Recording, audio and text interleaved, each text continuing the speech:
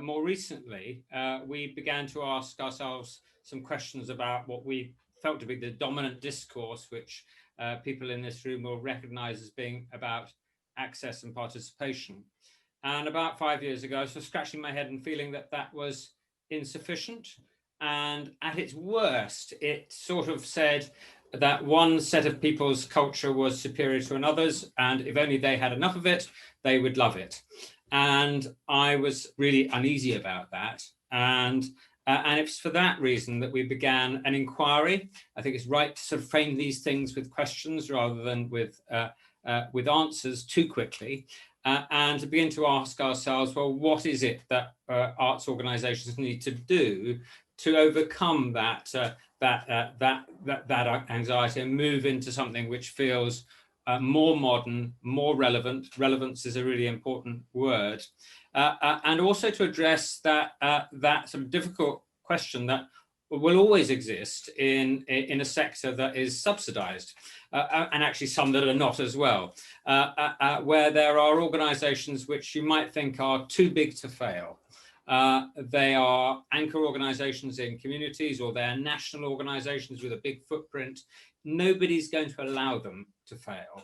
And there's therefore the question about how do you inspire them to constantly renew themselves and to be relevant in the context of their times. What's, of course, both interesting and alarming is that a lot of organisations, in fact, almost every one I can think of, is in a state now where it could fail.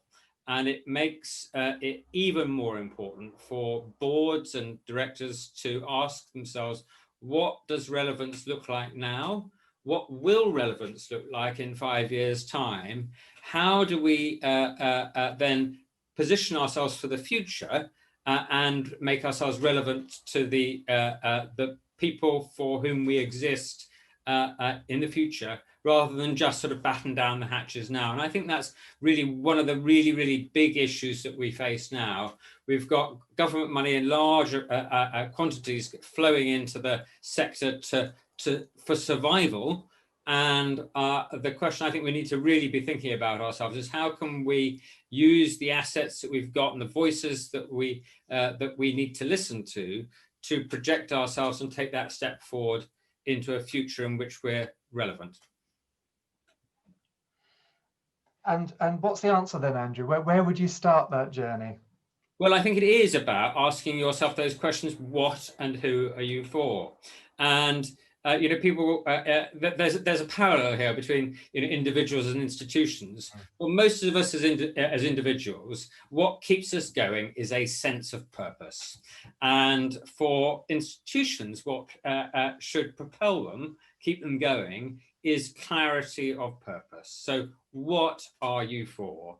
And that's not always an easy question to answer, because it's also something which is about who else is in an ecology of organizations. How are you distinct from others? What relationship do you have with those other organizations and with the people you serve? And how is it that you can carve out a space which is unique and therefore justifies your continued existence, which none of us should take for granted?